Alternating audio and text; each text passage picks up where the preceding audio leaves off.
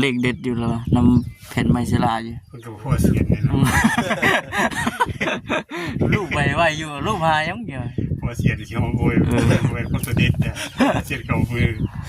เมนชาตัวฉันตัวเด็ดเจอตัวเด็ดเดี๋ยวฉันแห้งในเลยเนาะเราทำนี่เรียกกันลบมาว่าเยอะสิเนาะ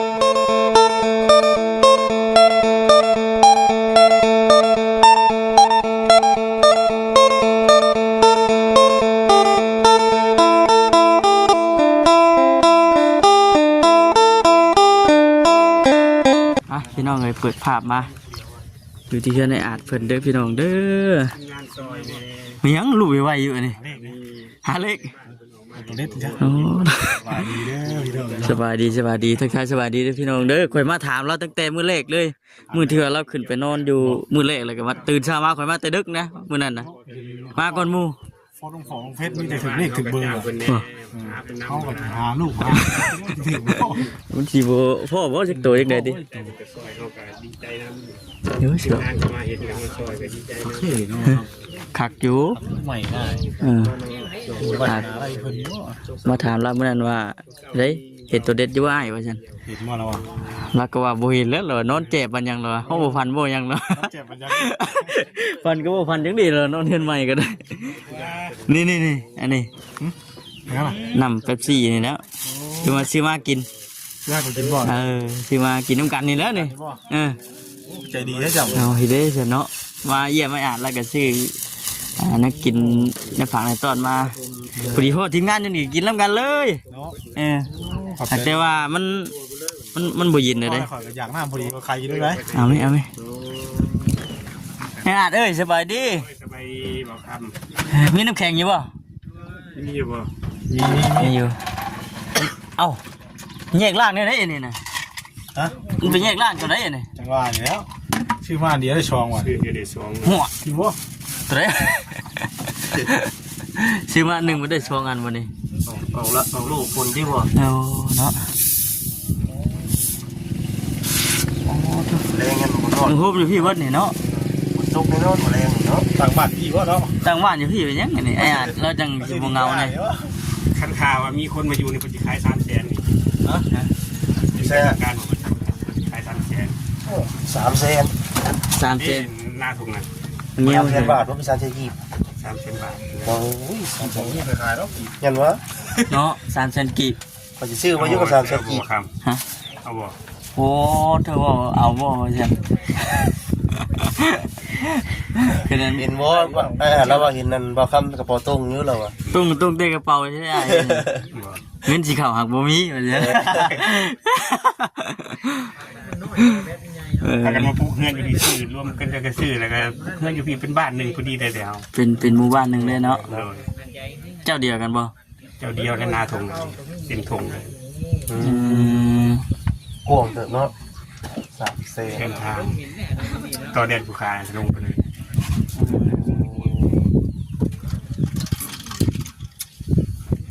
ขึ้นมาว่าเมื่อเช้านี้เป็นมาเยี่ยมมาเล่นเนาะมาเล่นนะเพื่อนกันว่ามีคนรอเล่นดูรอลีกระบอกจักเนาะก็ดินเกมดีไปจักเนี่ยโอ้แค่ว่าเอาแบบเจอเพื่อนกับชิลุชิพรลงให้อยู่ไปจักเนาะจักแต่ว่าเพิ่นว่าเล่นที่ว่าดีเอากระบอกจักนะเพิ่นว่าเราต่อเขาก็ได้ว่าต่อแม่นั่นแหละบางทีสมมติว่ามีคนซื้อกันนะแล้วตัวเซ็ตมาซื้อเขาบอกมาซื้อกันอยู่ใกล้กันนะบอกว่าจะเอา299ว่ะรถบาทนึง299กี่มันวะ299ยังโมมี่ใช่ไหม299กี่เลยเลยพี่น้องไม่ได้มาหาถึงเนี่ยแล้วก็เลยเนาะ30,000นับมืออยู่ตัวเราไม่ได้แล้วเดี๋ยว3 มือวะมือที่3มาตั้งแต่มือกันเลยเนาะ2-3 มือกันเลยเนาะไม่เนาะเจ้าคือให้ได้บ่สิไม่เนาะจังหวัด4-5 มือไปจะหน่อยเนาะพูดเลยมาก่อนขึ้นเฮือนแม่ต่อล้างแต่สกอนวันเสาร์ล้างขึ้นเฮือนมือชื่อข่าวมาเด้ชื่อข่าวมานะบ่ได้ มันเนาะเอาขึ้นเฮือนเลยเนาะ ที่แรกว่า วันเสาร์ที่ว่าจะมากันเมื่อเช้าแต่ว่าข้าไปเรื่องกันได้ วันศุกร์วันศุกร์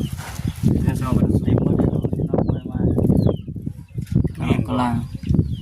มามือขึ้นเรื่องกับประจักษ์ บอกเมื่อวันเสาร์แล้ว มือเข้ามาได้มือใด ขึ้นเตียงนี่แหละ เรา มามือนี่บ่ โตนะ เสาร์เนาะ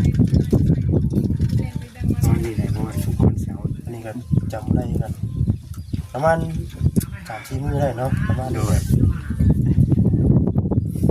ตัวแหละ ก็ดีลบด้วยเนาะ เย็นขนาดเนาะ มาเมื่อไหร่ก็พอสำคัญเนาะคนนอกที่ทอดถึงกันแล้วก็มาเนาะ ดีใจเลย มาซาดีกว่าบ่มาว่าซั่นเนาะ ชาติที่มาบูมาคือมันว่า ยอดถึงเลยก็เป็นว่าเป็นไข่ยังมาหาเนาะ เนาะ ไข่งานฟื้นกัน แล้วก็พืช จะเอาอะไรก็จะว่าพูดประตูอีกจัก ว่าแล้วเป็นว่านำยากับไปกันช่วงแล้วว่า จังว่าแล้วเดี๋ยวกินยาเอาไปกิน มือนี่มีเพิ่นได้จะให้มา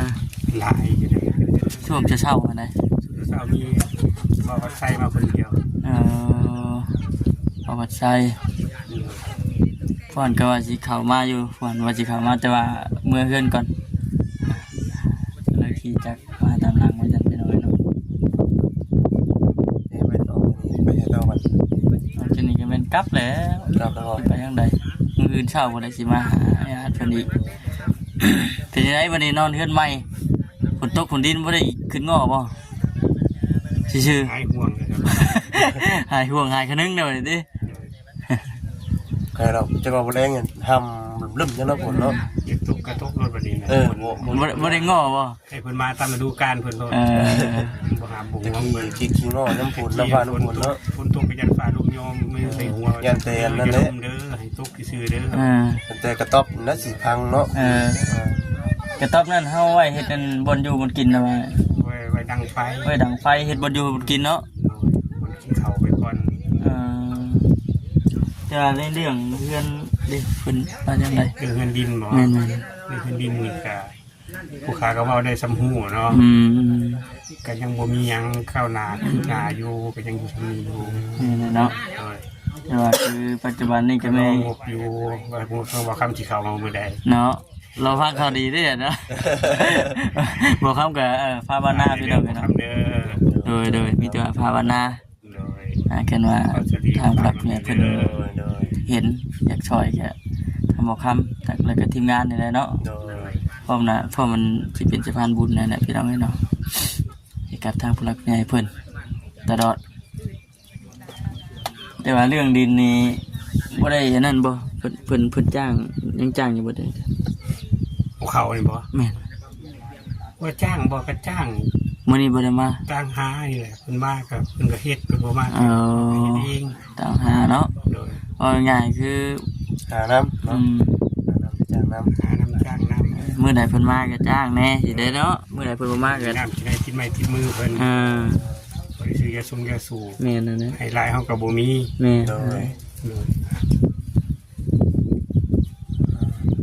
ก็เห็นอยู่คำมันมวยได้ โอ้ยพ่อช่างว่าแท้ ตกใจเนาะบ่คำก็ได้ ผู้ขายเองฮะก็ได้รังเดียวอยู่ เนาะ เฮงกว่านั้นบ่คำเนาะ กวยเบิ่งเยอะคือบืนติงเยอะกว่านี้บ่ดูเนาะเพราะว่าเพิ่นเทปลูกเทยังคักแน่แล้วบัดนี้เด็กเติบประมาณจักเซน บ่แม่น30คน ปอดอก30เซนบ่เนาะเติบหนึงอยู่เซนพี่น้องเอ้ย บ่มีปิว แต่ผู้ค้าทมขึ้นมานี่อีก เอาแม่แล้วทุ่มดินกันอีกเลย เรื่องกันนายังนา ตัวนี้ขอบปลูกดีขอบคณะเลยเนาะ เนาะ ตีนเสามันก็ตั้งทางขวางไปสิได้ ให้ เอาไม้มาตั้งเพิ่น โอ้ แต่บ่ได้ตั้งตีนเสาขึ้นมาไปสิได้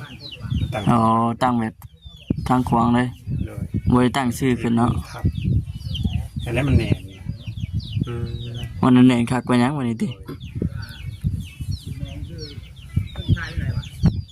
บอนเพิ่นมีรูปหาเลขเด็ดอยู่แล้ววะนำแผ่นไม้ศิลาอยู่ เพิ่นก็บ่พอเสียนเลยเนาะ รูปไว้อยู่รูปหายังเดียว พอเสียนสิเฮาโอ้ยโอ้ยคนตัวเด็ดเนี่ยเสียนเข้ามือ เหมือนชาติว่าซั่นไปหาตัวเด็ดเจอตัวเด็ดอยู่ซั่นแฮงในเลยเนาะ ก็ คำนี้เรียกกันลบมาว่า เยอะสิเนาะมาเมื่อนั้นก็ถามแล้วมาตั้งแต่มื้อเดียวอันขึ้นเฮือนใหม่ๆช่วงนั้นขึ้นมาถามตอนเช้าว่าซั่นมาถามแล้วแต่ดึกคุณเด้อแต่เราก็ยังรู้ไว้อยู่ซั่น หาเลขเด็ดบ่ หาเด็ก มื้อนี้ยังเลขออกได้มื้อนี้เนาะ เขาเชื่อได้ใครอยู่แล้วมีเสียง อันนั้นแล้วจะว่า เสากันไว้ เลยดิ มันก็ได้ตัวนี้เสียงเขาอุ้ย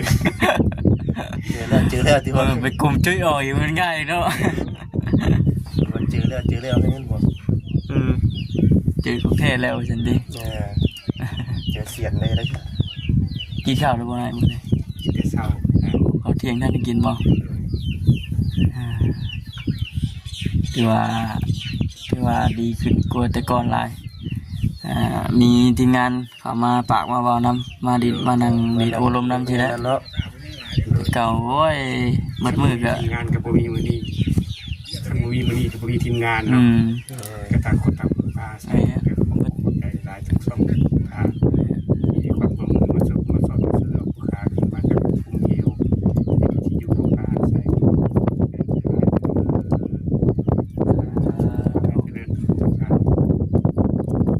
ือเป็นได้เนาะแต่เก่าบ่ได้มีปากผู้ว่านำสมอยสมีอยู่นั่งแต่เช้าจนค่ำเหมือนกันเก่งปากบ่ฮอดว่า10 คำน้อย อยู่เพียวเป็นปากเขาว่าเขาเป็นพิจารณา ก็เลยเลือกชิบปากเลยดิ สำหรับปากของผู้เดียวที่บ้าเพราะว่าเนาะ เป็นปาก เป็ เป็น น ไร ไร เลยแบบเช่นผู้เดียวหัวลายก็เป็นบ้าเช่น เอ เนาะ ไม่ใช่อะไรแล้ว นั่งอยู่ซื้อกับหัวเนาะ เป็นก เขา ระชิบ ว่า าน โทร กัน ศัพท์มันเป็นสีกระเป๋าอยู่คนเดียวนี่จีแช่เขาว่าโทรศัพท์เขาว่างเลยคือผู้เฒ่าเห็นว่าเอาเงินเปล่าโทรศัพท์ แต่ชาปลาไว้รูปวิท โท ย์ รศัพท์ป้ามาอยู่ดูพี่ ยางกายมาเพราะอีน้ำทางอย่างนี้เนาะ โฟนมันดี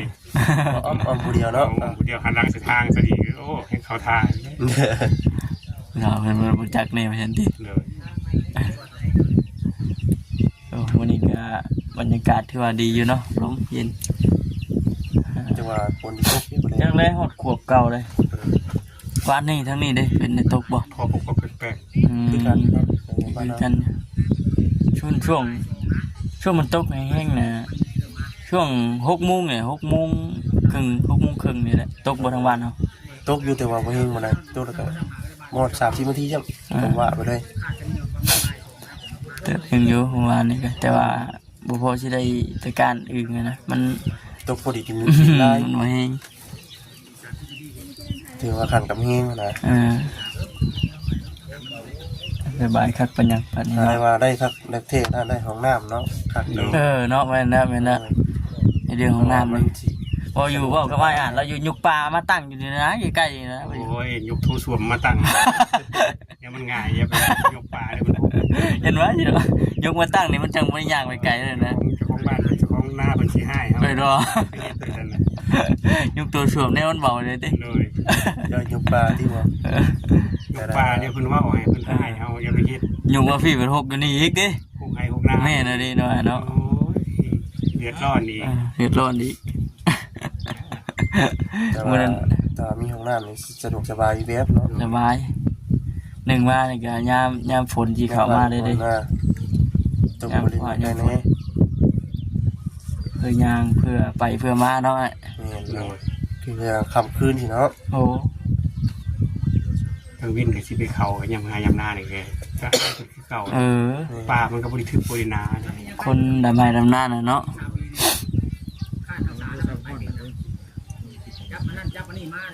ก็ได้เพิ่นเอิ้นถามไปใช้เด้ไปหาเลาะบังเฮ็ดบังหอนนี่นะ แบกเสียมมันได้ แล้วไปเสียไปหาเฮ็ดได้ เลาะบังเฮ็ดบังหอนนี่ได้สิเนาะ บ่ได้เก่งมาแรง บ่ ดิ ได้เก่งมาแรงนี่แหละมีแต่ว่าอดทนไปก่อนนั่นแหละเนาะ โดย แต่ว่าเคลียร์ไปก่อนเดี๋ยวไม่ตกของลายอยู่พุ่นคนมาเบิดแล้วเนาะบัดนี้ โดย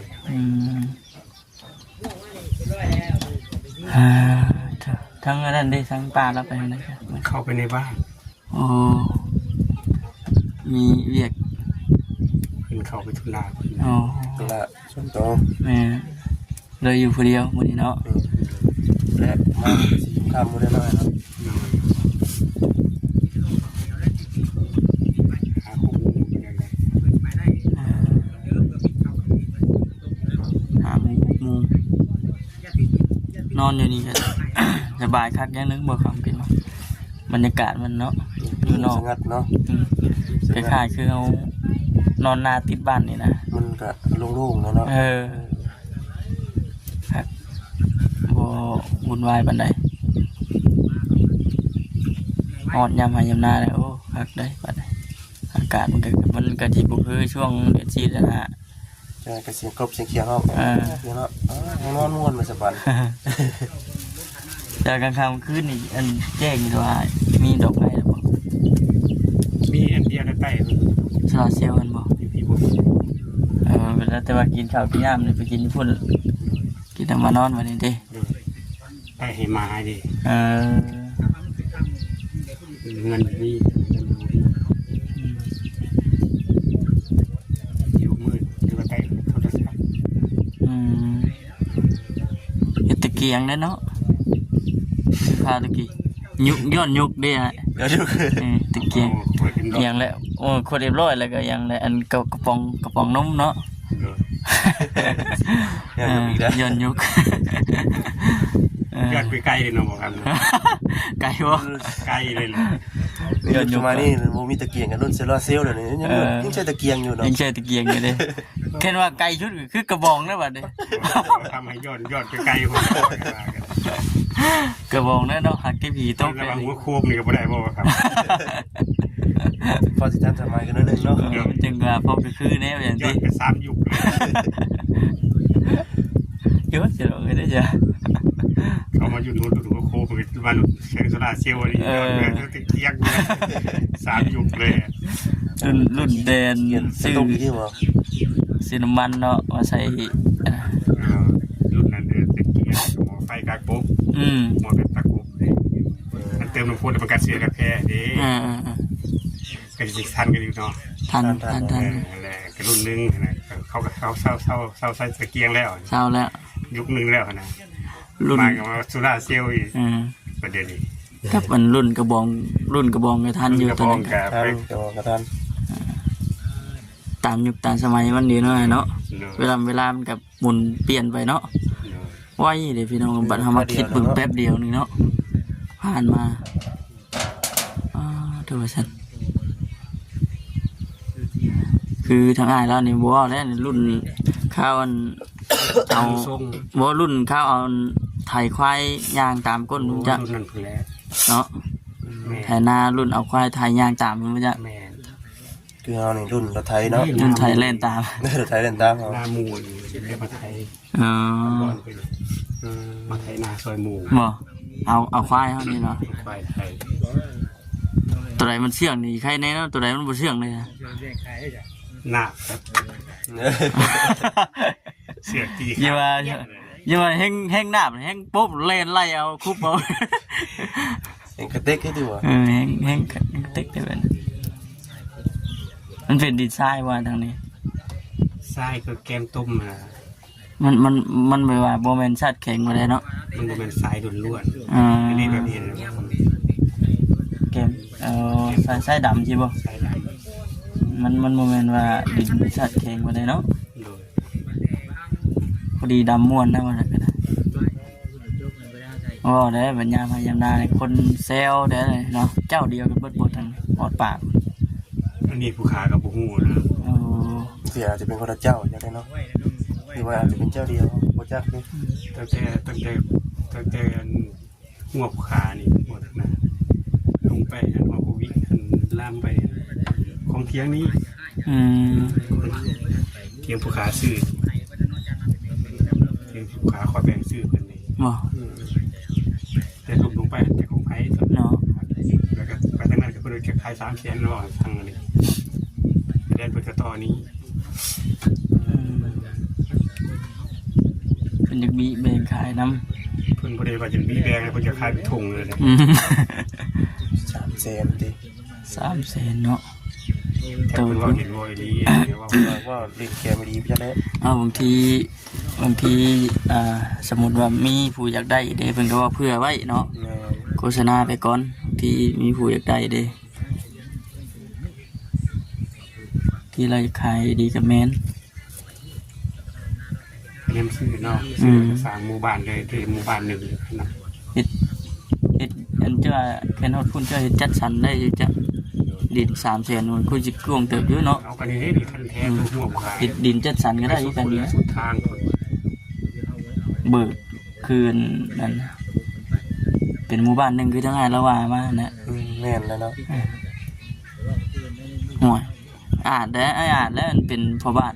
มาอยู่ก่อนหมู่เด้ อยู่ว่าเพิ่นแล โอ้ แม่นบ่ อ๋อดินมันอยู่โทษนี่เด้ กลุ่มนี้เนาะคุมนี่เป็นหัวหน้าหน่วยใช่เนาะ นั่นเลย เป็นหัวหน้าหน่วยเอา บัดมาเป็นพยาบาลก็ดี รู้มาอยู่บนนี้เราสิดอก เอาระหว่างผู้ซอยนี่ก็บ่ได้บ่เนาะ ผู้ช่วยวะโอ้บอกให้ไปเรื่อยๆพี่น้องเนาะมาอ่านคำว่าคำจ่าแล้วบูบันทึกเถื่อพี่น้องเลย บ่แล้วมันก็เป็นระบบค่ำมาแล้วต่อมาเรื่อยมันก็ต่อไปเรื่อยเนาะเอาเดียวก็ไปบ่ได้กัน เอาเป็นให้ดิเอาน้องมิเตอร์ชิจบคลิปก่อนได้เด้อเด้อมือหน้าคนเด้อ กันได้นี่ก็ได้เวลากันนี้ มาเยี่ยมมายามใหม่ โดย วันนี้ถือว่าอบอุ่นอยู่พี่น้องเอ้ยหลายคนเนาะ ไอ้แทบบ้านสบายดีได้ ไอเลิฟบ่ บ่ได้ไอ้รับอยู่จะดีไอ้ นี่ว่าไอเลิฟ เจ็บก้อนนี่ โดยไอสบายดีเด้อสบายดี ก่อนบ้านเนาะ ไปพี่น้องเนาะ บ้านก็ได้ ดีไม่แห้งพี่น้องเนาะมื้อหน้ามื้อไหนพบพอกันสบายดี